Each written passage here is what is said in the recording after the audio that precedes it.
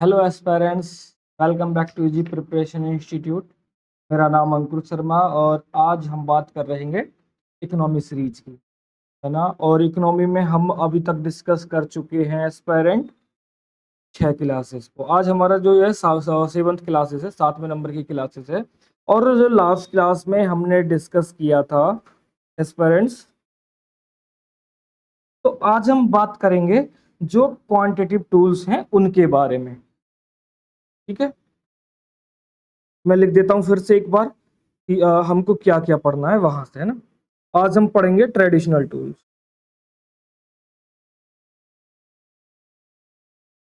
Traditional traditional tools can broadly classified into two types. First is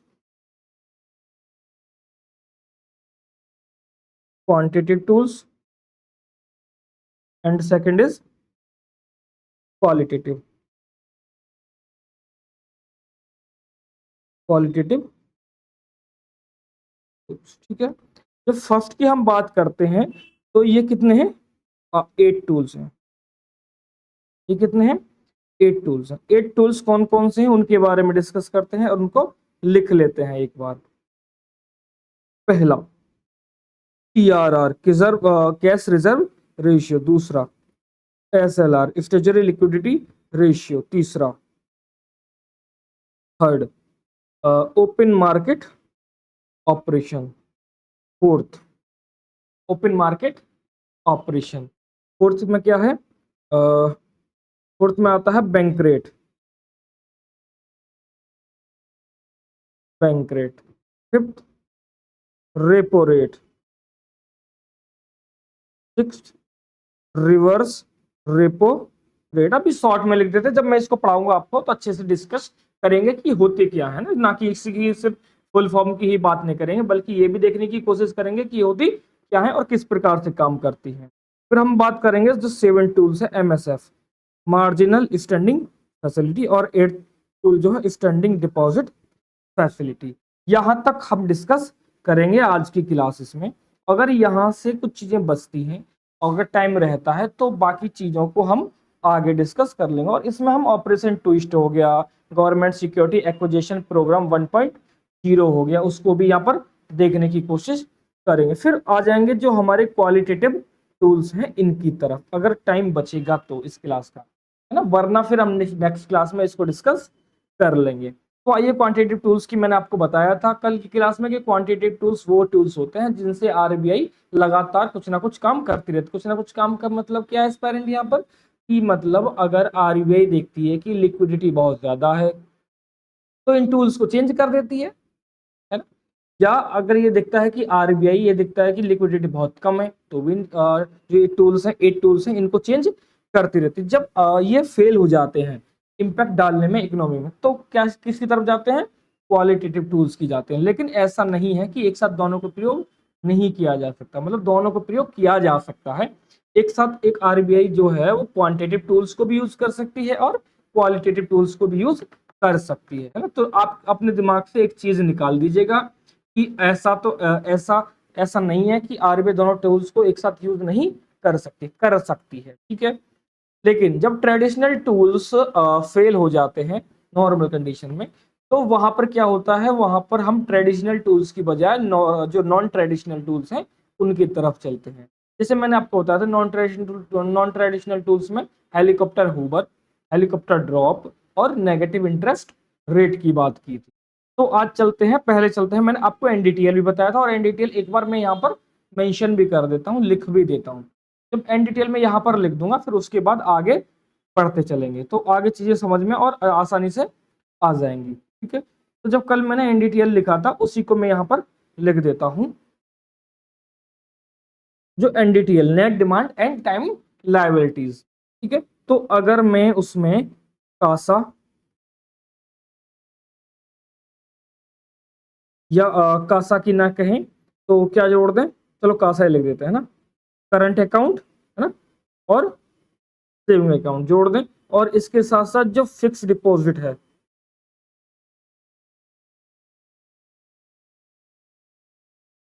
और उसके साथ साथ fix deposit plus recurring deposit, RD, इन दोनों को जोड़ देते हैं तो वो क्या निकल के आता है, बैंक का एनडीटीएल कहा जाता है। इतना हमने लास्ट क्लास में डिस्कस कर लिया था।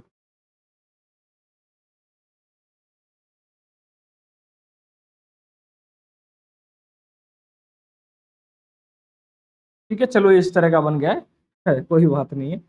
अब नेक्स्ट हेडिंग डाल देते हैं कैश रिजर्व रेशियो, CRR, है ना। अब जो हमारे टूल्स हैं उनकी तरफ चलते हैं।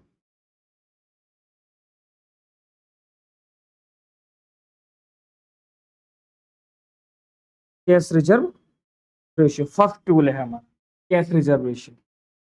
ठीक है, तो कैश रिजर्व रेशियो होता क्या है, मैं आपको एक डायग्राम बनाता हूं। ये क्या है, आरबीआई, और इधर क्या है, एक बैंक। बैंक कौन सा हो सकता है, जैसे कि एसबीआई मान सकते हैं, पीएनबी मान सकते हैं, और एक्सिस मान सकते हैं, एचडीएफसी, मतलब प्राइवेट बैंक भी और गवर्नमेंट बैंक दोनों की हम यहाँ पर बात कर रहे हैं, तो आपको इस दिमाग से निकाल देना है। ठीक है, तो जो एनडीटीएल होता है, जो मैंने ये बताया है, तो इस एनडीटीएल का कुछ भाग बैंक को इन the form of cash, cash के रूप में किसके पास रखना होता है, आरबीआई के पास रखना होता है। मतलब ये बैंक है, ये अपने एनडीटीएल का, है ना, क्या करना पड़ेगा, आरबीआई के पास रुपया रखेगा, है ना, नगद के फॉर्म में, कैश में। वो क्या कहलाता है, वही सीआरआर कहलाता है ना। कितना आसान है। अगर मैं इसकी परसेंटेज की बात करूं तो इसकी परसेंटेज अगर बात करता हूं तो करंट में जो अभी है 2025 की बात करें ना हम, फाइनेंशियल ईयर 2025 की, FY लिख देता हूं, फाइनेंशियल ईयर 2025 की, तो फाइनेंशियल ईयर 2025 में ये 3% है। मतलब मान लेते हैं कि बैंक का एनडीटीएल कितना, लिख देता हूं शॉर्ट में, मान लेते हैं बैंक का एनडीटीएल जो है वो 100 रुपये है। 100 रुपया 100 करोड़ मान सकते हैं, कोई बात नहीं, चलो ठीक है 100 रुपये मान लेते हैं। आप कहेंगे कि बताइए सर इतना कम पैसा माना है, 100 रुपये मान लेते हैं, 100 करोड़ मान लेते हैं। तो बैंक का जो एनडीटीएल है, जो टोटल उसके पास पैसा है वो 100 करोड़ है। तो एनडीटीएल का वो भाग जो कैश के फॉर्म में रखना पड़ेगा आरबीआई के पास, वो क्यों रखा जाता है, कभी अगर बैंक रन की कंडीशन में आ जाती है या बैंक में कुछ क्राइसिस होते हैं तो वहां से उन चीजों को दे दिया जाता है। मतलब ये पैसा बैंक अपने बैंकिंग फैसिलिटी प्रोवाइड करने के लिए यूज नहीं करेगा, अर्थात ये पैसा क्या हो जाता है, ये बैंकिंग से बाहर हो जाता है। ठीक है, तो फिर आरबीआई क्या करती है, अभी आगे पढ़ेंगे जब तो पता चल जाएगा ना। तो मतलब 100 रुपये का 3%, मतलब 3 रुपया, या अगर 100 करोड़ मानना है तो 100 करोड़ का 3 करोड़ आरबीआई के पास बैंक को अनिवार्य रूप से रखना होगा। इट इज कंपलसरी ना, ये कंपलसरी है। आगे समझ में, सीआरआर आगे समझ में, ठीक है। इसकी इतनी लैंग्वेज यहाँ पर थोड़ी सी लिख लेते हैं, फिर इसको एसएलआर की भी यहाँ पर समझ लेंगे। तो सीआरआर में लिखना, CRR can be defined as the part of, CRR can be defined as that part of NDTL of the bank, NDTL of the bank, that a bank has to deposit to the RBI, in the form of cash, मतलब cash के रूप में रखना होगा। और जो CRR है और जो एसएलआर है, इन दोनों की गणना क्या होती है, एवरेज ऑर्डर जो 14 डेज पे होती है। तो इसको भी लिख लेते हैं सीआरआर, क्योंकि एनडीटीएल चेंज होता रहता है भाई, सुबह में एनडीटीएल और होगा बैंक का, शाम को बैंक का एनडीटीएल और होगा। ऐसा कैसे कह सकते हैं, ऐसे इसलिए कह सकते हैं कि जैसे सुबह को जब बैंक ओपन हुआ तो बैंक में बहुत सारा पैसा आ गया, और आज तो बैंक, आजकल तो ये भी है बैंक को ओपन होने की जरूरत भी नहीं है, डिजिटल ट्रांजेक्शन में आराम से बैंक 24 घंटे क्या कर सकते हैं, बैंक की फैसिलिटी दे सकते हैं। आप देखते होंगे यूपीआई वगैरह आप रात को भी कर सकते हैं, दिन में भी कर सकते हैं, कभी भी कर सकते हैं। तो एनडीटीएल का साइज क्या होता रहता है, घटता बढ़ता रहता है। जैसे मान लीजिए कि मेरे अकाउंट में सैलरी आती है 10 तारीख को, मान लेते हैं, तो हर व्यक्ति के अकाउंट में 10 तारीख को सैलरी आ रही है। उस दिन क्या हो रहा है, सैलरी जब मतलब मान लेते हैं 100 लोगों का एक ही बैंक में अकाउंट है, वहां पर सब 100 लोगों की एक ही दिन सैलरी आती है 10 तारीख को, तो 10 तारीख को एनडीटीएल ज्यादा रहता होगा। उसके बाद लोग जाते हैं 5,000 रुपए निकाल लाते हैं, 5,000। तो जो एनडीटीएल का साइज है वो क्या हो जाता होगा, ऑटोमेटिक गिर जाता होगा। तो यही यहाँ पर बताया जा रहा है, इसलिए कैलकुलेट किया जाता है एवरी 14 डेज पर। लेकिन CRR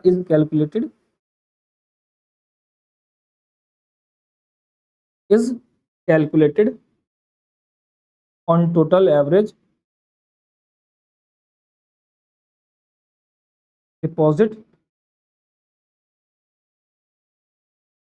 ऑफ 14 डेज, 14 दिन के डिपॉजिट पर इसको देखा जाता है। इतना आ गया समझ में, ठीक है।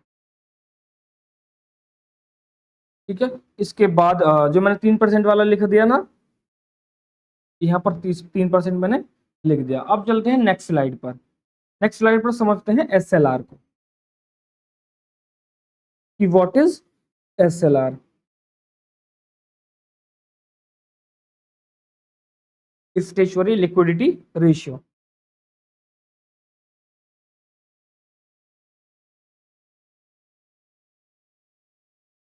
इसके बारे में बात कर, SLR हो तो क्या, जो मॉनेटरी पॉलिसी टूल्स की हम बात करें क्वांटिटेटिव टूल्स में, उसमें सेकंड टूल्स SLR का आता है। तो फिर से एक मैं वही डायग्राम आपको बनाता हूं, और इसी डायग्राम से मैं आपको पूरे बैंकिंग पढ़ाऊंगा। अभी इस साइड में ले लेते हैं RBI, इसको थोड़ा सा और इधर लेते हैं, यहाँ पर यह है RBI, ठीक है। और इधर है कोई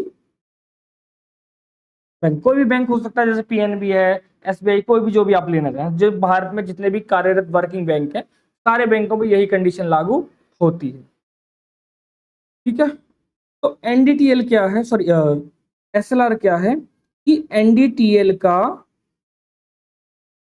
जो भाग है ना, सम पार्ट्स, बैंक क्या करता है, अपने पास रख लेता है ना। ये कितना है SLR, अगर मैं अभी की बात करूं प्रेजेंट की, तो प्रेजेंट में SLR कितना है, 18%, 18% रेट है। मतलब कहने का ये है कि मान लीजिए बैंक का एनडीटीएल कितना है, 100 रुपया या 100 करोड़ मान लेते हैं, ठीक है। तो इस एनडीटीएल का 3%, मतलब 3 करोड़ तो रख दिया आरबीआई के पास कैश रिजर्व रेशियो के रूप में। फिर इस 100 करोड़ का 18% किसके पास रखेगा, बैंक अपने पास रखेगा, कि अगर कल को या कभी ऐसा इकोनॉमी में क्राइसिस आ जाए, या बैंक की जो स्थिति है वो बैंक रन कंडीशन में आ जाए, मतलब भागने की कंडीशन में आ जाए, तो जिन लोगों ने, जो कस्टमर्स हैं, उन लोगों ने बैंक में जो पैसा वहां पर दिया हुआ है, वहां पर उसको क्या दिया है, उसको चुकाया जा सके। और मैं आपको बता दूं कि जो डिगसी है उसके द्वारा एक अधिनियम पास किया गया है, और पहले ये की सीमा कितनी थी, 1 लाख, अब इसको बढ़ाकर कितने कर दिया है, 5 लाख। मतलब कौन सी सीमा की बात कर रहे हैं, कि अगर आपका अकाउंट में रुपया है, पैसा है, और बैंक भाग जाता है या बैंक डूब जाती है, तो आपके पैसे का प्रीमियम कौन लेता है, डिगसी लेती है, DICGC, उस पर पढ़ेंगे आगे। तो डिगसी की रेस्पॉन्सिबिलिटी है कि जो आपका पैसा है वो आपको सिक्योर मिले। तो डिगसी कहती है कि हम सिर्फ आपका 5 लाख रुपए तक का प्रीमियम या 5 लाख रुपए तक की गारंटी लेते हैं। अगर मैं सिंपल लैंग्वेज में कहूँ तो इतना कह सकता हूँ कि डिगसी कहती है कि आपके अकाउंट में चाहे जितना भी रुपया हो, हमको उस बात से मतलब नहीं है, हम सिर्फ आपके 5 लाख रुपए तक की गारंटी लेते हैं। बीमा है आपका, 5 लाख रुपए तक की हम गारंटी लेते हैं। तो क्या आपके दिमाग में एक बात ये आ रही होगी कि सर अगर कोई बैंक डूब गया तो फिर हमारा तो पैसा डूब जाएगा, क्योंकि हमारा पैसा उसमें 15 लाख है, 20 लाख है, तब क्या होगा, तब भी आपको 5 लाख रुपए ही मिलेगा। लेकिन ऐसा होने नहीं देती है सरकार, और ना ही अभी तक ऐसा कभी हुआ है। अगर ऐसा हो जाएगा तो सरकार क्या हो जाएगी, एकदम बैकफुट पर चली जाएगी, है ना। और जो विपक्ष होगा उसी चीज को क्रिटिसाइज करता रहेगा। तो सरकार भी नहीं करती है। सरकार क्या करती है, जो आरबीआई है वो उसको बताती रहती है कि सर ये काम हो रहा है, सर वो काम हो रहा है। जैसे ही सरकार को लगता है कि अब ये बैंक बचेगा नहीं, बचेगा नहीं मतलब बिल्कुल कंगाल हो चुका है बैंक, खत्म हो चुका है, तो बैंक आरबीआई को थोड़ी सी गाइडलाइन जारी करती है, आपस में बात करते होंगे लोग। तो उस बैंक का क्या कर दिया जाता है, मर्जर किसी दूसरे बैंक में कर दिया जाता है। जैसे कि अभी आपने देखा होगा 2019 में कुछ बैंकों का मर्जर दूसरे बैंकों में कर दिया गया है। ठीक है, तो टोटल्स अगर मैं बात करूं गवर्नमेंट बैंक की, जो पब्लिक सेक्टर के बैंक हैं, टोटल इंडिया में अभी 12 बैंक हैं एसबीआई काउंट करते हुए, है ना, 11 अदर प्लस एसबीआई। उनकी बात करेंगे जब हम बैंकिंग पढ़ रहे होंगे। अब बात करते हैं एसएलआर क्या आता है, कि जो बैंक का एनडीटीएल है उसका कुछ पार्ट बैंक अपने पास अनिवार्य रूप से रखता है। ये गोल्ड के रूप में भी हो सकता है ना, ये किसके रूप में हो सकता है, कैश के रूप में भी हो सकता है, और गवर्नमेंट सिक्योरिटीज के रूप में भी हो सकता है। गवर्नमेंट सिक्योरिटीज क्या होती है मैं आपको समझा दूंगा, अभी पहले इतना थोड़ा सा यहाँ पर समझ लें। तो क्या होता है, तो सीआरआर जो था, सीआरआर किसके फॉर्म में रखा जा रहा था, only form of the cash, सिर्फ नगद के रूप में। लेकिन जो एसएलआर है उसको आप नगद के रूप में भी रख सकते हैं, गोल्ड के रूप में भी रख सकते हैं, और गवर्नमेंट सिक्योरिटीज के रूप में भी रख सकते हैं। तो जो मेन कंडीशन रहती है, या जो ज्यादातर देखा गया है, जो बैंक होते हैं वो एसएलआर के रूप में गोल्ड को वरीयता देते हैं, मतलब गोल्ड को प्रायोरिटी देते हैं कि गोल्ड वहां पर रखते हैं, या फिर गवर्नमेंट सिक्योरिटी के रूप में प्रायिकता रखते हैं। ऐसा क्यों करते हैं बैंक, ऐसा इसलिए करते हैं बैंक एस्पेरेंट कि अगर वो कैश को ज्यादा यूज करेंगे किस में रखने में, एसएलआर और सीआरआर में, इसको रिजर्व रेशियो बोलते हैं, बताऊंगा इनकी कैसे बोलते हैं। इन दोनों को अगर यूज करेगा ज्यादा रखने में, तो फिर बैंक के पास बैंकिंग फैसिलिटी प्रोवाइड करने के लिए पैसा कहाँ बचेगा, क्योंकि 3 रुपये तो रख दिया, या 3 करोड़ कह सकते हैं, फिर 3 रुपया किस में रख दिया, सीआरआर के रूप में, और 18 रुपये किसके रूप में रख दिया, एसएलआर के रूप में। तो टोटल 21 रुपया 100 में से कितना रख दिया, 21 तो रख दिया इसने, उससे बैंकिंग फैसिलिटी प्रोवाइड नहीं करा सकता। अब इसके पास बचा ही कितना, 79% से अब क्या करेगा। ठीक है, तो इसको थोड़ी सी लैंग्वेज में लिख लेते हैं, लेकिन SLR can be define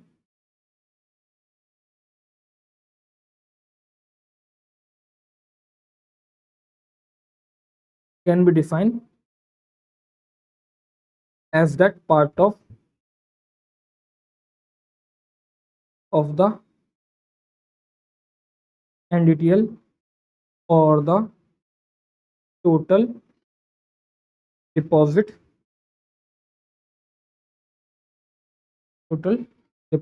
of a bank that the bank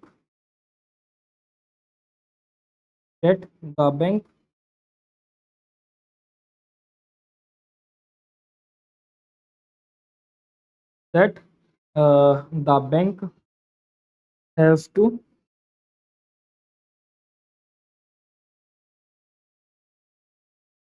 maintain with themselves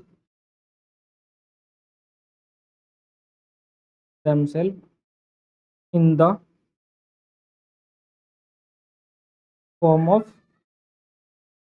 cash. इसको याद रखना है ना, इन the form of cash, gold, या फिर गवर्नमेंट सिक्योरिटी, जीसैक बोलते हैं इसको, है ना। क्योंकि अब मैं बार बार आपको गवर्नमेंट सिक्योरिटी नहीं लिखूंगा, मैं सिर्फ जीसैक ही लिख देता हूँ, जीसैक के रूप में रखा जाता है। अगर हम एसएलआर की बात करते हैं तो जनवरी के अभी 2025 की बात करते हैं लेटेस्ट, तो 18% रेट है। तो सीआरआर और एसएलआर में कुछ कंफ्यूजन नहीं होना चाहिए, है ना, उम्मीद करता हूं यहां तक कोई कंफ्यूजन नहीं होगा। आगे एक और मजेदार बात बताता हूं कि सीआरआर और एसएलआर, है ना, सीआरआर और एसएलआर, जब हम इन दोनों को जोड़ देते हैं तो ये क्या कहलाते हैं, रिजर्व रेशो।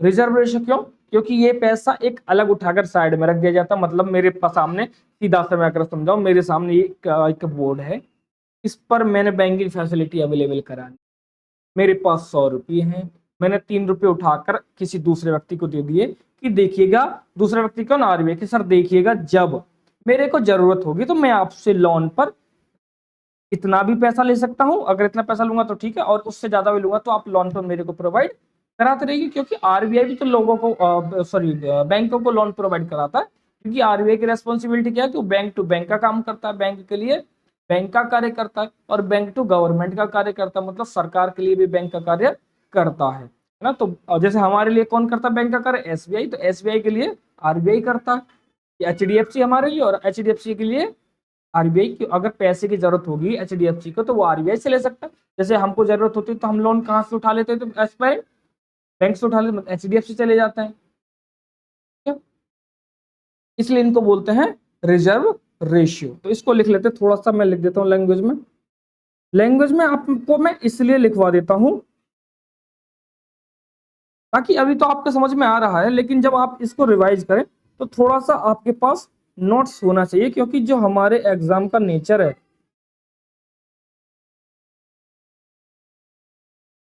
जो हमारे एग्जाम का नेचर है उसमें हमको लिखना ही पड़ता है ना। ऐसा नहीं है कि हम उसको लिखे ना और बिना लिखे ही सिलेक्शन हो जाए।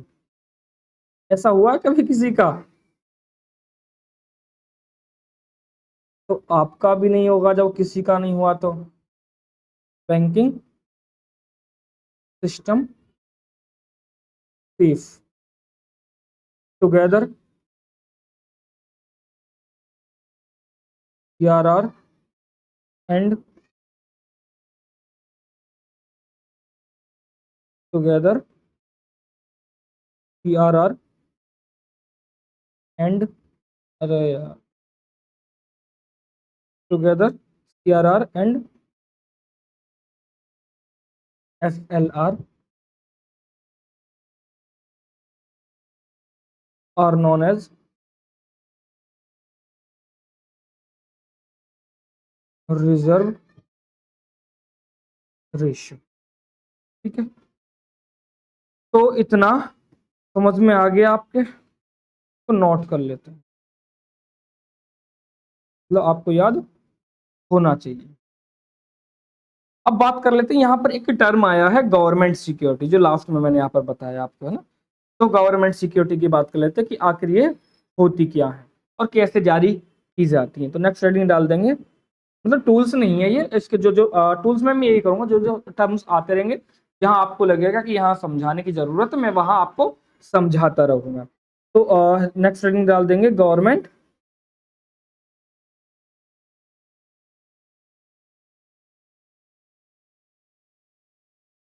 Government securities.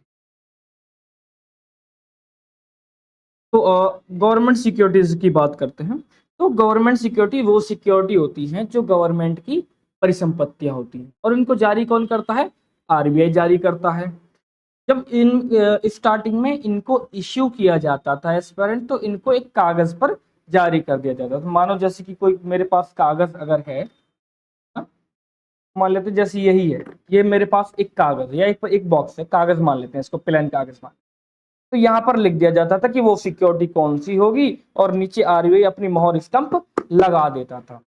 तो इस फॉर्म में जारी की जाती थी ना, प्लेन पेज समझना है इसको, इस फॉर्म में जारी की जाती थी। बट अब क्या होता है, अब ये इलेक्ट्रॉनिक फॉर्म में जारी की जाती है, इलेक्ट्रॉनिक फॉर्म में जारी की जाती है, मतलब अब कागज पर जारी नहीं की जाती है। और ये जो जारी की जाती है, मतलब खरीदी या बेची जाती है, एक प्लेटफॉर्म है ई कुबेर, उस प्लेटफॉर्म पर ये खरीदी बेची जाती है। ई कुबेर से यूपीएससी में क्वेश्चन पूछा हुआ है 2022 में या 2023 में, सीधा सीधा क्वेश्चन था कि व्हाट इज ई कुबेर, है ना। ई कुबेर क्या है, चार ऑप्शन दे देगा कि धन से संबंधित है या बैंकिंग से संबंधित, कुछ ऐसे ऐसा अलग ऑप्शन करके दे देगा, है ना। तो आपने देखा ई कुबेर, आपको समझ जाना चाहिए कि ये मतलब पैसा, और पैसा मतलब बैंकिंग, बैंकिंग मतलब जो हम पढ़ रहे हैं मॉनेटरी पॉलिसी वगैरह इन सब से संबंधित होगा। तो जिनको पता था वो उन्होंने कर लिया उस क्वेश्चन को, जिनको नहीं पता होगा उनको नहीं करते। तो यूपीएससी का जो ट्रेंड है क्वेश्चन पूछने का वो यही है, हाँ, एकदम डीप में जाके पूछता। तो इसको लिख लेते हैं। और एक और चीज मैं यहीं पर एक और बता दूं कि अगर गवर्नमेंट सिक्योरिटी 1 साल तक के लिए जारी की जाए, गवर्नमेंट सिक्योरिटी अगर इश्यू की जा रही है अप टू 1 ईयर या 365 डेज, 365 दिन के लिए, तो वो एज ए बिल के फॉर्म में जारी की जाएंगे, बिल के रूप में जारी की जाएंगे। जैसे आपको बिल काट के देते हैं उसके रूप में जारी की जाती है। लेकिन अगर अबव 1 ईयर या 365 दिन से ज्यादा के लिए जारी की जाती है गवर्नमेंट सिक्योरिटी, तो वो बॉन्ड के रूप में जारी की जाती है। बिल पर इंटरेस्ट मिलता है और बॉन्ड पर डिविडेंड प्राप्त होता रहता है। दोनों चीज मैं आपको समझाऊंगा आगे। तो पहले इसको इतना लिख लेते हैं, फिर मैं आपको दिखा देता हूँ कि कैसे जारी की जाती है या कैसे चालू की जाती है, ठीक है ना। This instrument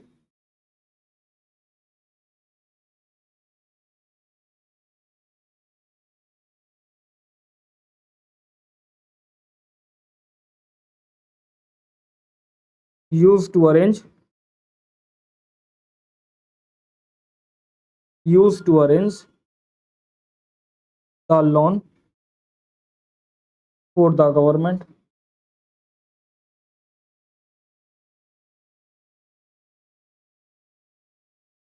earlier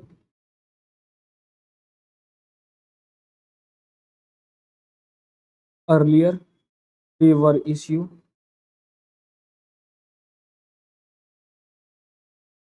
were issue in the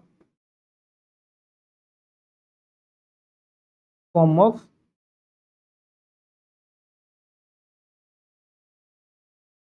certificate printed on paper, printed on paper, but at present but at present the government security, short में लिख देता हूँ ना, GSEC, the government security are issue in electronic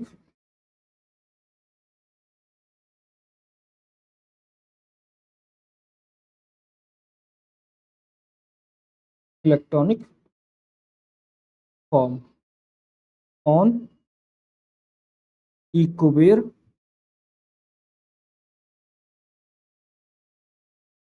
दोबारा से लिख देता, नीचे लिख देता है ना, कलर चेंज करके लिख देता हूँ, आपको समझ में आ जाएगा। ऑन eCubear प्लेटफॉर्म, ठीक है। तो इतना आ गया समझ में। अब बात करते हैं नेक्स्ट, जो गवर्नमेंट सिक्योरिटी है, ठीक है। अगर वो जारी की जाती हैं, मैच्योरिटी टाइम लिख देते हैं,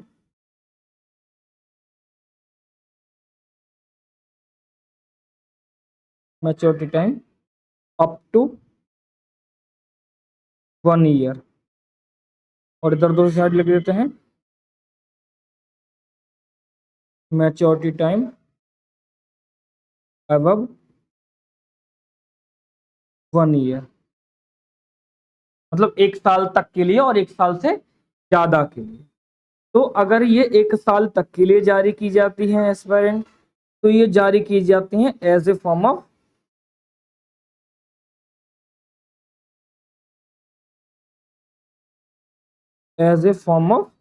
बिल के रूप में। लेकिन अगर 1 साल से ज्यादा के लिए की जाती है तो जारी की जाती है as a form of bond, ठीक है। तो बॉन्ड के रूप में जारी की जाती है। यहां से भी क्वेश्चन पूछा हुआ है कि गवर्नमेंट सिक्योरिटीज को अगर 1 साल से ज्यादा के लिए जारी किया जाता है तो उन्हें बिल के रूप में जारी किया जाता है।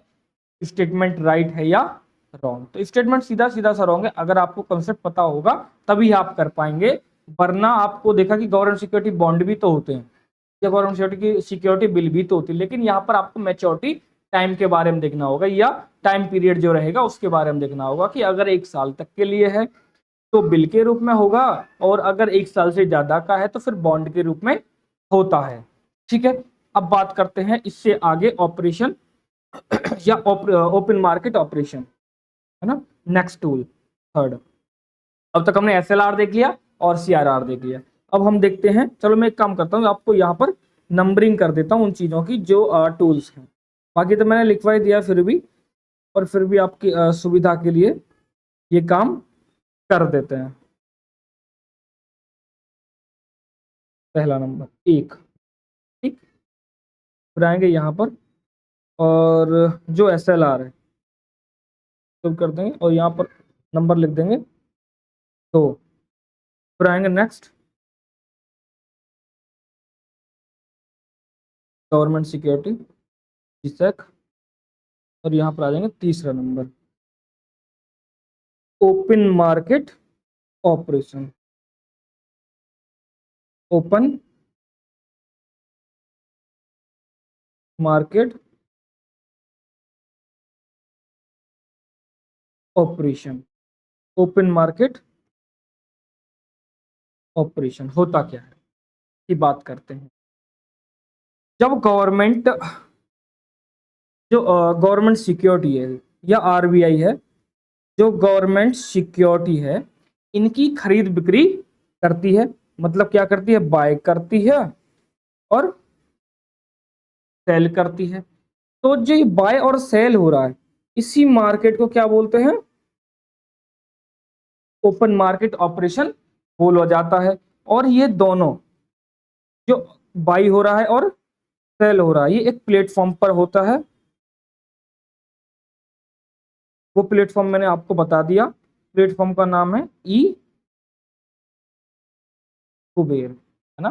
कह सकते हैं कि जब आरबीआई गवर्नमेंट के लोन को, या गवर्नमेंट को जरूरत है पैसा की, लोन की, तो आरबीआई वो क्या करता है, आरबीआई को गवर्नमेंट सिक्योरिटी दे देता है। गवर्नमेंट सिक्योरिटी लेके आरबीआई आती है मार्केट में, गवर्नमेंट सिक्योरिटी पकड़ाती है और आप पैसा वहां से ले जाती है। मतलब मेरे पास पैसा है, रुपया है, लिक्विडिटी है, तो गवर्नमेंट आएगी, सॉरी आरबीआई आएगी गवर्नमेंट के बिहाफ पर, तो गवर्नमेंट नहीं आती है। तो आरबीआई लेके आएगी मेरे पास, मुझे कहेगी ये लीजिए जी सैक पकड़ लीजिए आप, और जो आपका पैसा, आप मुझे पैसा दीजिए, पैसा ले जाके गवर्नमेंट को दे देगी, है ना। इसको बोलते हैं ओपन मार्केट ऑपरेशन। मतलब ये जो पूरा प्रक्रिया हो रही है, मतलब खुली बाजार में आती है आरबीआई कि भाई जिसको भी जीसैक खरीदना है वो जीसैक खरीद सकते हैं। जीसैक खरीदने का फायदा क्या है, जीसैक खरीदने का फायदा ये है कि अगर मैं 1 साल तक खरीद रहा हूँ फ्री के फॉर्म में, तो मेरे को इंटरेस्ट मिलता रहता है। अगर मैं 1 साल से ज्यादा, 2 साल 3 साल तक खरीद रहा हूँ, तो फिर बॉन्ड के रूप में मिलता है और मेरे को डिविडेंड, मतलब जो लाभ होता है वो मेरे को मिल जाता है। ओपन मार्केट ऑपरेशन ये होता है। इसको लिख लेते हैं थोड़ी सी एक लैंग्वेज में, ताकि आपको समझ में आ जाएगा, ठीक है ना। It refers to the mechanism,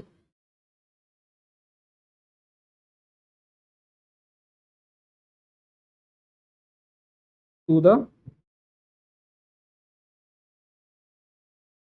mechanism through which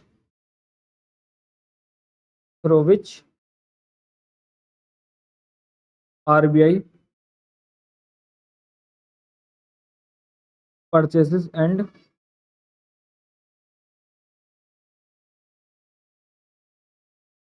cell government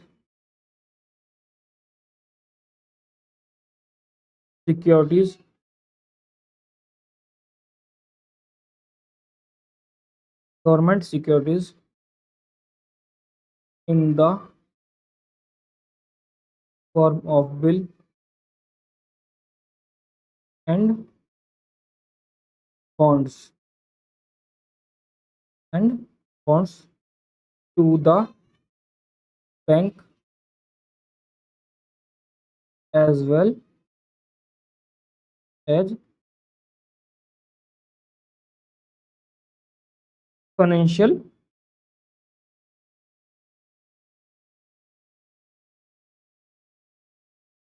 institutions, financial institutions, ठीक है।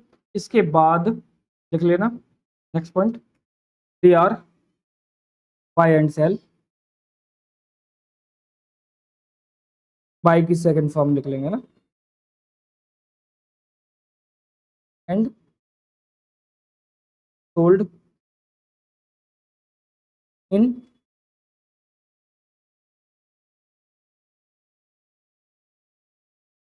Electronic form over an electronic platform known as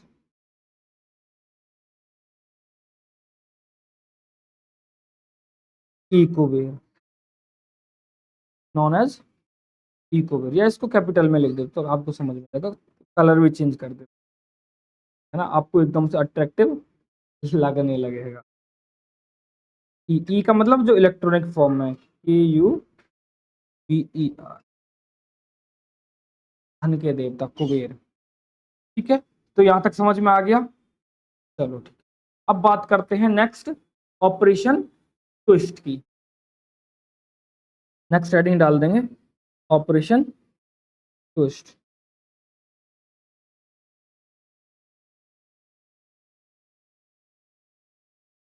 operation twist, operation twist है क्या?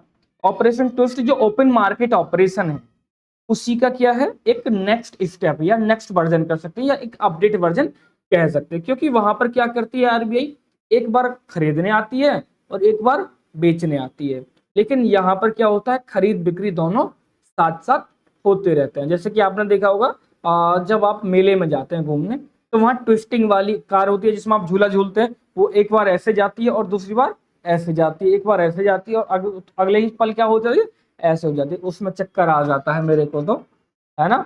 या जो रिंग वाला होता है बहुत बड़ा घूमता है ना, उसमें लगता है कि अगर एक भी नट टूटा तो फिर हमारा यहाँ से पत्ता कट जाएगा, ऊपर के लिए चला जाएगा। चलो ठीक है, तो यहाँ पर क्या होता है पेरेंट, कि एक ही समय में आरबीआई गवर्नमेंट सिक्योरिटी एक लोग को बेच रही होती है और दूसरे लोग से खरीद रही होती है, या दूसरे वाले को बेच रही होती है और पहले वाले से खरीद रही होती है, दोनों काम एक ही साथ कर दिए जाते हैं। तो ये अपडेट वर्जन है ओआईएम का, ओपन मार्केट ऑपरेशन का। ये अपनाया कहाँ से गया है, जो इसका ओरिजिन है वो एक इंस्ट्रूमेंट के रूप में यूज किया जाता है फेडरल बैंक के द्वारा। फेडरल बैंक कहाँ की बैंक है, यूएसए की है, यूएसए की फेडरल बैंक के द्वारा किया जाता है, लेकिन आरबीआई ने इसको अडॉप्ट किया है, या इस इंस्ट्रूमेंट को, जो ये टूल है, इसको यूज किया है दिसंबर 2019 से। ठीक है, तो इसको इतना लिख लेते हैं, मैं इसे लिख देता हूं कि ठीक है ना, चलो मैं एक साथ लिख लेता हूं, this instrument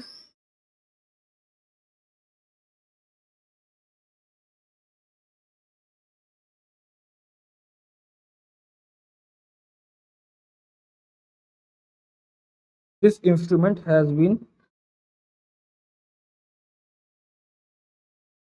used by the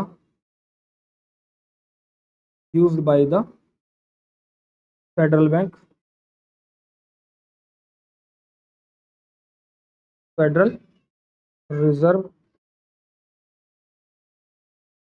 in its monetary policy very frequently. Very frequently. However, in India,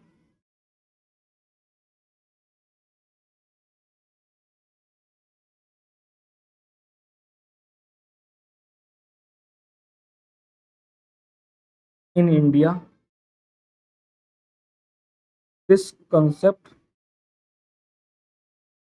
was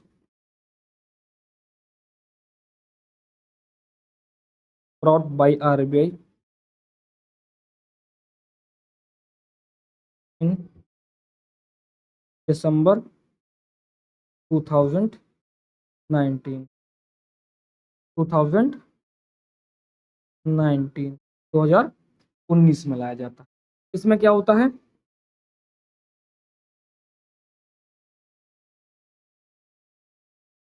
एक कैसे डायग्राम मैंने बता दिया। ठीक है, यहाँ पर क्या हो जाता है, गवर्नमेंट सिक्योरिटी बाई की जा रही है, और यहाँ पर दूसरी साइड में गवर्नमेंट सिक्योरिटी सेल की जा रही है, एक ही समय पे, है ना, वन टाइम पर। ऐसा क्यों किया जाता है भाई, इसको भी लिख लेते हैं। ऐसा किया जा रहा है टू लिक्विडिटी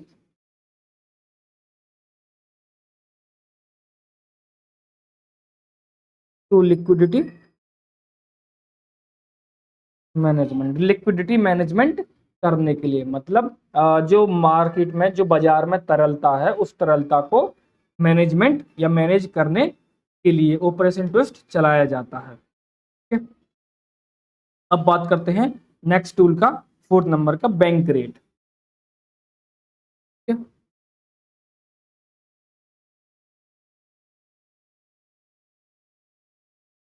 बैंक रेट, ठीक है। बैंक रेट क्या था कि जब यह बैंक रेट की अवधारणा को लाया गया था, तब इसकी जो परिभाषा थी वो बिल्कुल अलग थी। लेकिन अब वर्तमान समय में इसकी परिभाषा बिल्कुल क्या है, अलग हो चुकी है।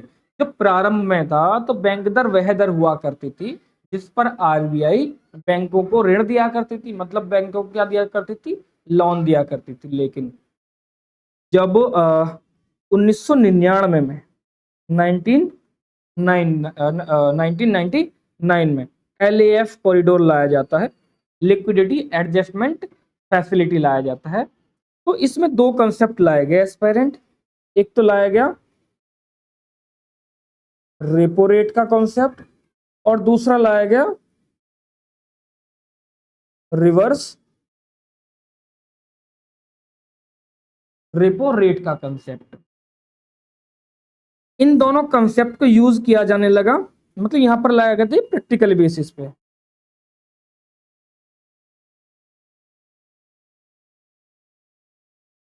लेकिन ये जो दोनों टूल्स हैं, ये दोनों टूल्स यूज किए जाने लगे ईयर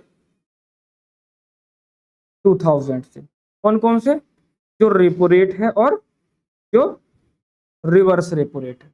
तो जब से इन दोनों टूल्स को यूज किया जाने लगा, तो जो इंपोर्टेंस है,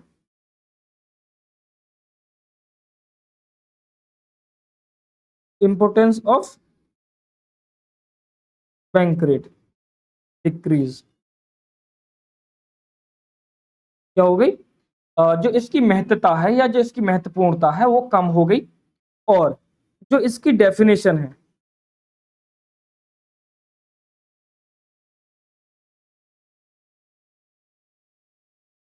डेफिनेशन भी क्या हो गई, चेंज होगी, डेफिनेशन चेंज ऑल्सो, है ना।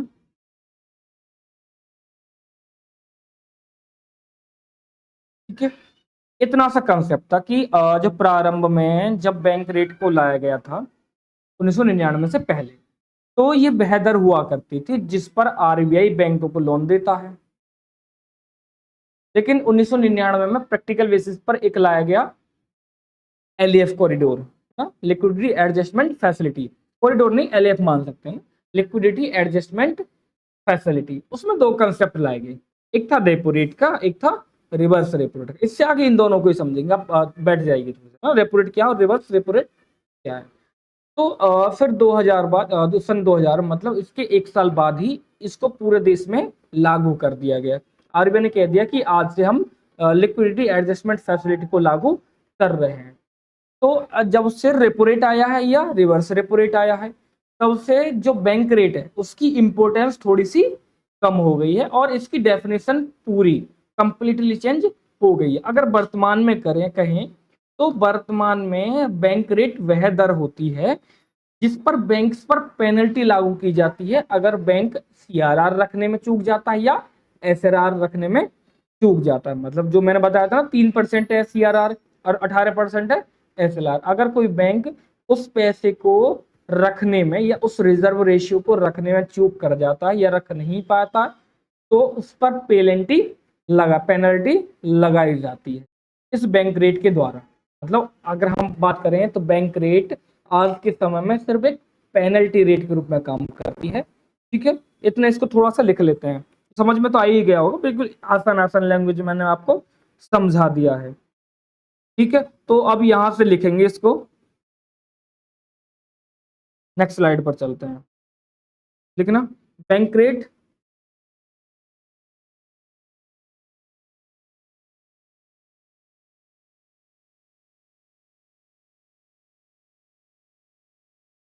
बैंक रेट क्या सिलेक्ट करना है, इनिशियली, इसको छोड़ देते हैं, यहां से लिखते हैं initially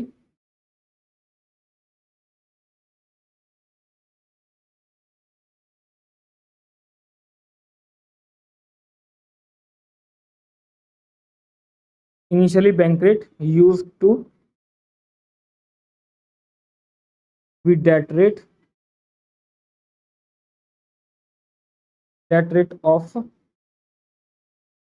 of interest at which the banks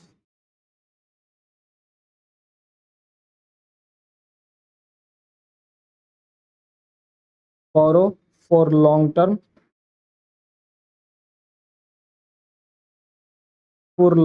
period more than, bracket में लिख लेंगे, more than 90 days from RBI. मतलब आरबीआई से अगर लॉन्ग टर्म का लोन बोरो करता है बैंक तो उसकी दर तय होती थी, है ना, लिख लेना। इन 1999 इन 1999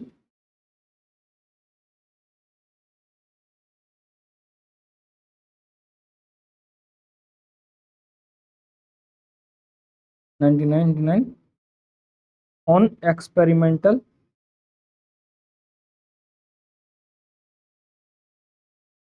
basis the RBI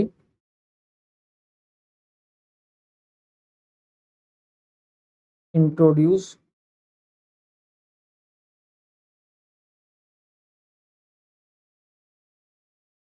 liquidity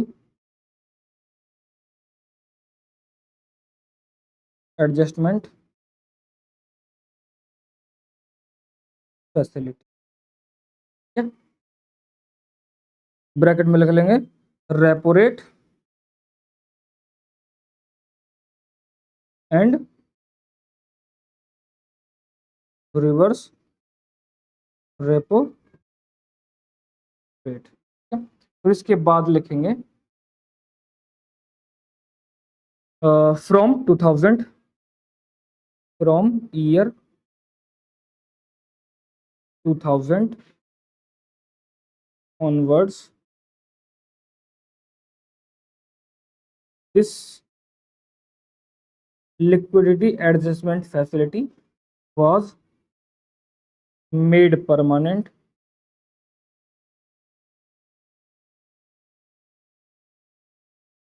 and the importance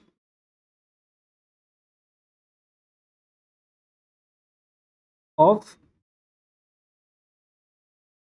bank rate decline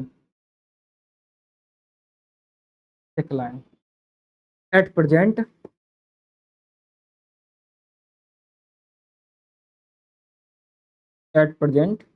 bank rate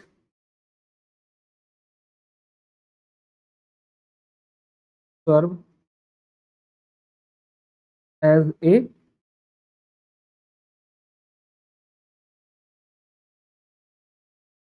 benchmark for imposing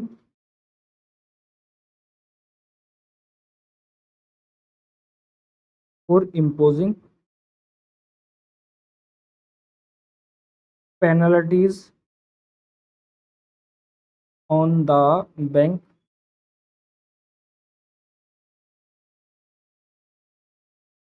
in case of non-maintain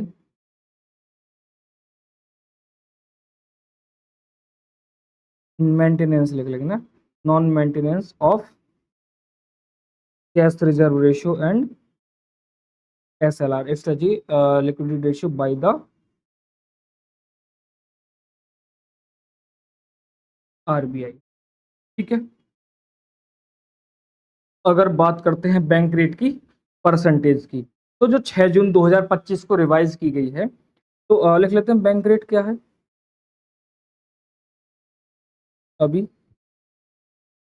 bank rate जो होती है वो जो रेपो रेट होती है उसमें ऐड की जाती है ना, कितना प्लस 0.25% है। तो रेपो रेट कितना है 5.50, 5.5% प्लस ये हो जाता 0.25% है। तो अभी बैंक रेट कितनी है इसको लिख देता हूँ मैं डायरेक्ट यहाँ पर। तो जो बैंक रेट है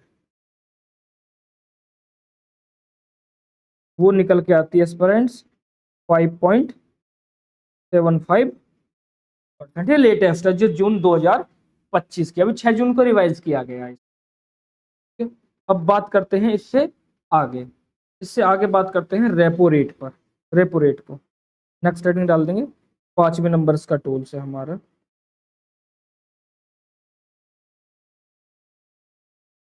रेपो रेट डबल आर। ठीक है, जैसे वहां सीआरआर समझाता, एसएलआर समझाता, वैसे यहाँ पर रेपो रेट भी समझ लेते हैं। तो यहां से इसको समझते हैं कि होता क्या है। ठीक है, तो रेपो रेट क्या है, फिर से मैं वही डायग्राम बनाता हूं। मैंने बताया था पहले भी कि पूरा बैंकिंग इसी से और पूरा मॉनेटरी पॉलिसी इसी डायग्राम से आपको समझाऊंगा, है ना। तो ये आरबीआई है और इधर क्या है, एक बैंक है। तो आरबीआई बैंक को देता है लोन, है ना, लोन देता मतलब कोई अमाउंट देता है। रेट क्या है इसकी, रेपो रेट होगी, कोई भी जो भी उस समय की रेपो रेट चल रही होगी उसकी बात करेगा ये। ठीक है, जैसे अगर मैं प्रेजेंट की करूं तो प्रेजेंट में रेपो रेट कितनी है 5.50%, है ना, 5.50% है। तो अब एक जो टाइम होगा, लेकिन आपको पता होगा या मैं आपको बता दूं कि जो रेपो रेट है वो 90 दिन से ज्यादा का लोन इसमें नहीं दिया जा सकता। तो अब बैंक क्या करेगा, जब इनके बीच में बात हुआ होगा कि 10 दिन का, 15 दिन का, 20 दिन का आपको लौटाना है, तो बैंक क्या काम करेगा, उसको बैंक लौटाएगा अमाउंट और प्लस रेट, या कह सकते हैं रेपो रेट, दोनों को ऐड करके। जैसे कि मैंने आपको एक लोन दिया कि ले जाइए एस्पायरेंट, आप 10 दिन बाद, 15 दिन बाद या 1 साल बाद मेरे को देना, लेकिन यहाँ 1 साल वाला कॉन्सेप्ट नहीं है, यहाँ पर 90 दिन वाला कॉन्सेप्ट, तो उसी को समझते हैं। मैंने आपको दिया कि आप ले जाइए 2 महीना के लिए, तो 60 दिन के लिए आप ले जाइए और 60 दिन बाद मेरे को दे जाइएगा पैसा मेरा वापस, और प्लस 4% का रेट भी, है ना। तो अगर आपको लेना है तो आप ले जा सकते हैं, नहीं लेना है तो नहीं ले जा सकते। सेम कंडीशन यहाँ भी कि जो आरबीआई है वो लोन दे रहा है बैंक को और बैंक अमाउंट देगा और उसको रेपो रेट वापस करेगा। तो इसको इतना सा लिख लेते हैं, फिर मैं बताता हूँ कितने प्रकार से है आरबीआई यहाँ पर रेपो रेट के द्वारा पैसा ले सकता है। तो लिखना repo rate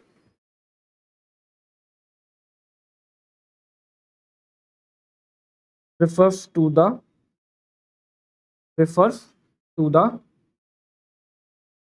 rate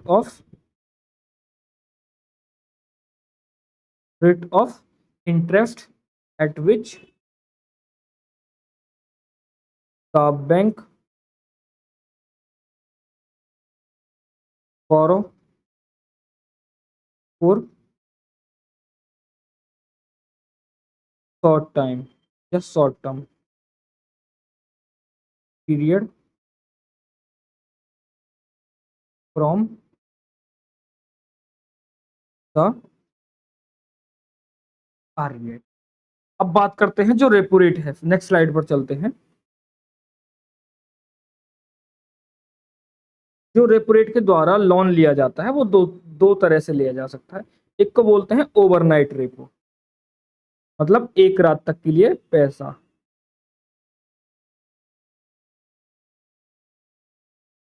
overnight repo, और दूसरा बोलते हैं टर्म रेपो, मतलब यहां पर जो मैच्योरिटी रहती है parents,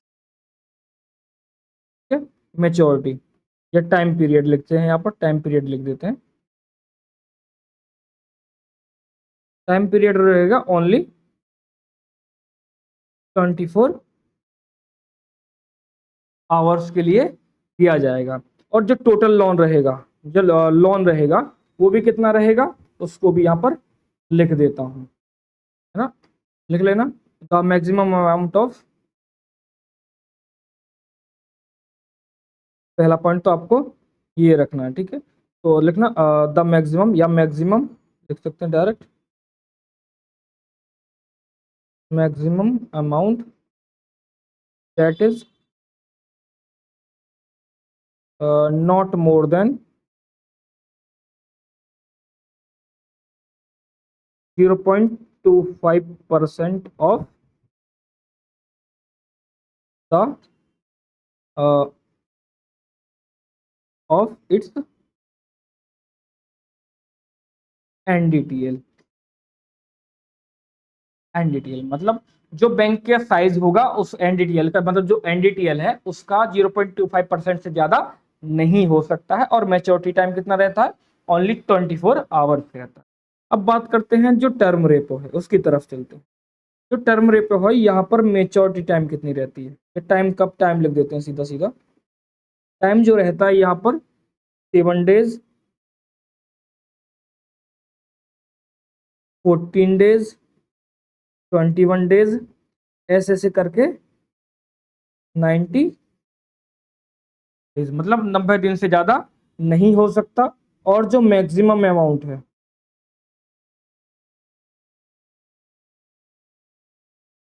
maximum amount that is not more then 0.75% of its NDTL, ठीक है।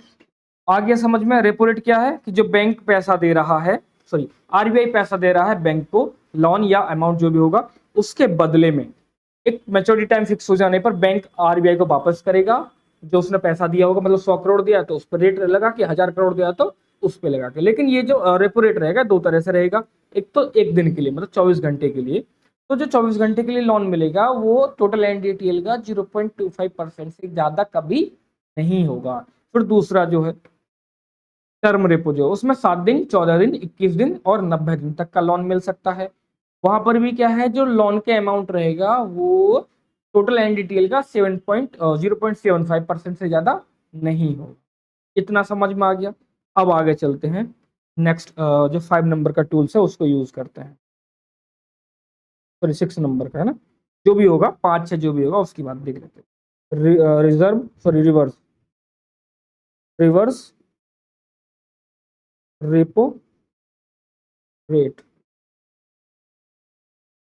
Triple R, reverse repo rate, triple R. फिर से मैं एक डायग्राम यहाँ पर बना देता हूँ। मैंने बताया उसी डायग्राम से मैं आपको पूरा बैंकिंग, पूरा जो ये है मॉनेटरी पॉलिसी वाला सब कुछ उसी से समझा दूंगा, और सब कुछ मैं आपको 100 पर लेके समझाऊंगा। 100 को मानते हो, क्योंकि वहां से परसेंटेज निकालना आसान होता है और आपको समझना भी आसान होता है। क्यों कि लिस्ट बनाना है ना।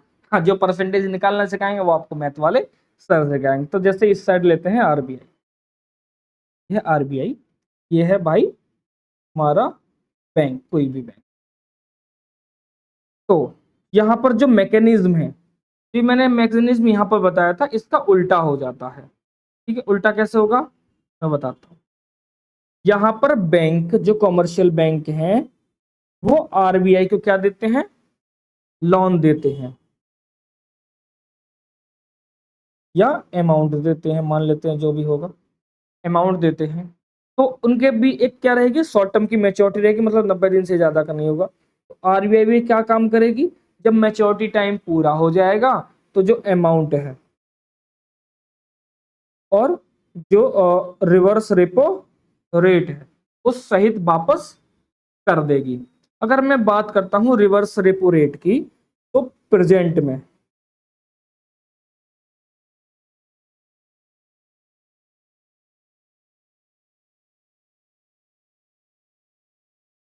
प्रेजेंटली ये रेपो रेट कितनी है, सॉरी रिवर्स रेपो रेट 3.35%, 3.35% है। ठीक है, तो यहाँ पर मैं लिख लेता हूँ एक पॉइंट, मतलब एक डेफिनेशन टाइप के लिख लेते हैं। It is debt rate, it is debt rate of interest which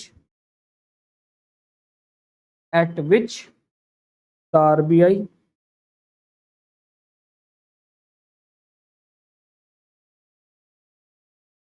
borrows from the commercial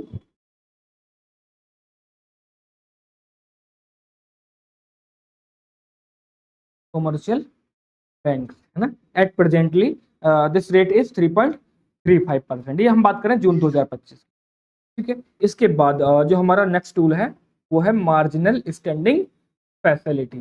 marginal standing facility 7 number का tool.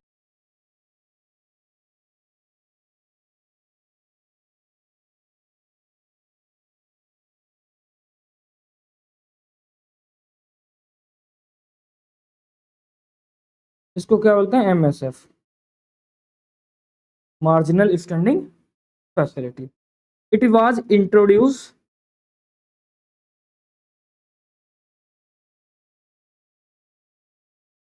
introduced by RBI on 9th May 2011। ठीक है, लेकिन जब इसको यूज किया गया था, मतलब जब इसको प्रपोज किया गया था, इंट्रोड्यूस किया गया था, तब ये सिर्फ ओनली किसके लिए था? कॉमर्शियल बैंक के लिए था। लेकिन आज प्रेजेंट में अगर बात करें तो सभी बैंकों पर लागू होता है। ठीक है, इसमें क्या होता है? Through this facility a bank borrow from RBI for 24 hours. तो 24 आवर्स तो रेपो रेट में, लेकिन वहां पर कुछ गिरवी रखना पड़ता था, यहाँ पर कुछ गिरवी रखना नहीं पड़ता। उसको मैं समझा देता हूँ क्या होता है। जैसे कि लिखते हैं यहाँ, through this facility,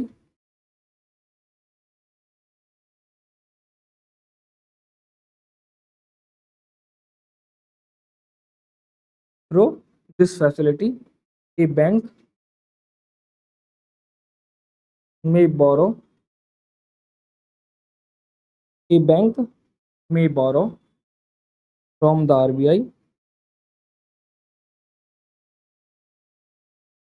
from the RBI for 24 hours, 24 hours. अगर प्रेजेंटली बात करें तो इसकी जो लिख लेते हैं एट प्रेजेंट रेट, या लिख लेते हैं लिखते हैं प्रेजेंटली MSF रेट,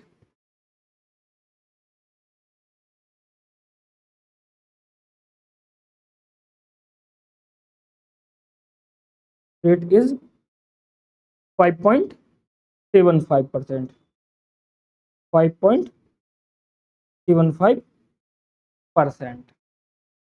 ठीक है, अब लिखते हैं जो हमारा 8वें नंबर का टूल्स है, और यहीं पे क्लास भी हम समाप्त करेंगे। वो कौन सा है? लेकिन हाँ, यहाँ पर मैं आपको एक बात और बताना भूल गया कि जो यहाँ पर पैसा लिया जा सकता है, जो अमाउंट लिया जा सकता है, उसको भी लिख सकते हैं। कितना लिख सकते हैं? एन अमाउंट, अमाउंट ये लिख सकते हैं, maximum amount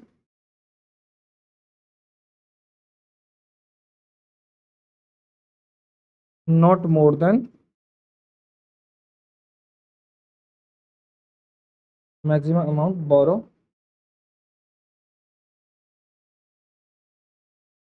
not more than 2% of its NDTL।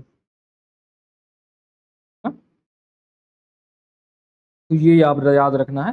Covid में ये 3% कर दिया गया था, लेकिन फिर से दोबारा इसको घटाकर कितना कर दिया? 2% कर दिया, 2% कर दिया। ठीक है, 2% दोबारा से इसको कर दिया गया है। अब बात करते हैं नेक्स्ट स्टैंडिंग डिपॉजिट फैसिलिटी की। Standing deposit facility,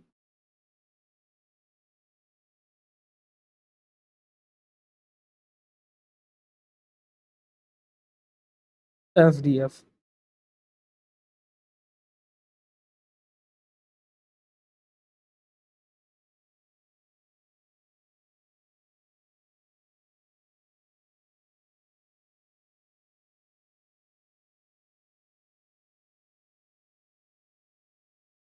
standing deposit facility होता क्या है एस्पायरेंट, इसके बारे में लिख लेते। ये जो इंस्ट्रूमेंट है पॉपुलर कहाँ है, ये है यूरोप में और यूएस में, लिख लेते हैं इस चीज को। This instrument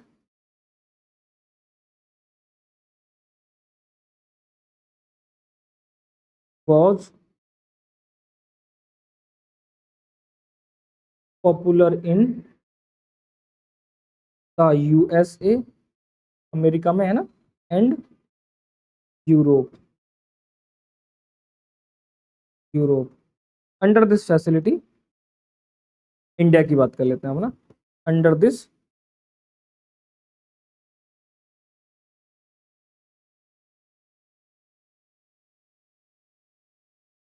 the central bank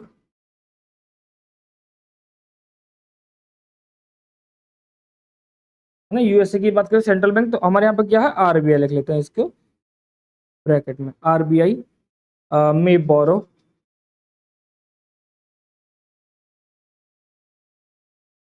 from a commercial bank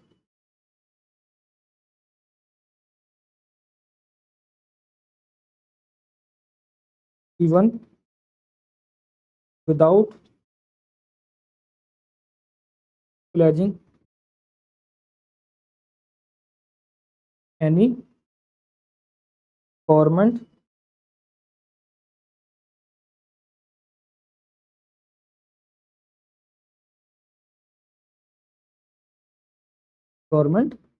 security. इसमें द मॉनेटरी पॉलिसी कमेटी, ये इतना ही रहने देते हैं, नेक्स्ट पढ़ेंगे तो जब आगे हम पढ़ लेंगे एलएएफ कॉरिडोर, तो नेक्स्ट क्लासेस में। तो आज हमने जो इस क्लास में डिस्कस किए वो सारे किए हैं क्वांटिटेटिव टूल्स, ट्रेडिशनल टूल्स का एक पार्ट। उसमें हमने कौन कौन डिस्कस किया कि भाई एनडीटीएल क्या होता है और क्वांटिटेटिव टूल्स क्या है, आठों के आठों डिस्कस कर लिए। कौन कौन से, कि भाई कैश रिजर्व रेशियो क्या, सीआरआर क्या है, एसएलआर क्या है, ओपन मार्केट ऑपरेशन क्या है, और बैंक रेट क्या है, रिवर्स रेपो रेट क्या है, रेपो रेट क्या है, स्टैंडिंग डिपॉजिट फैसिलिटी क्या है, और मार्जिनल स्टैंडिंग फैसिलिटी क्या है। तो यहां तक हमने डिस्कस कर लिया है। उम्मीद करता हूं कि आपको यहां तक क्लास समझ में आई होगी, और आगे हमारे साथ जुड़े रहिएगा, और इकोनॉमी को हम कंप्लीट सीरीज यहां से चलाएं तो कंप्लीट करेंगे। और हमको शेयर कर दीजिएगा, सब्सक्राइब कर लीजिएगा इसी प्रिपरेशन इंस्टीट्यूट। मिलते हैं, तब तक के लिए जय हिंद।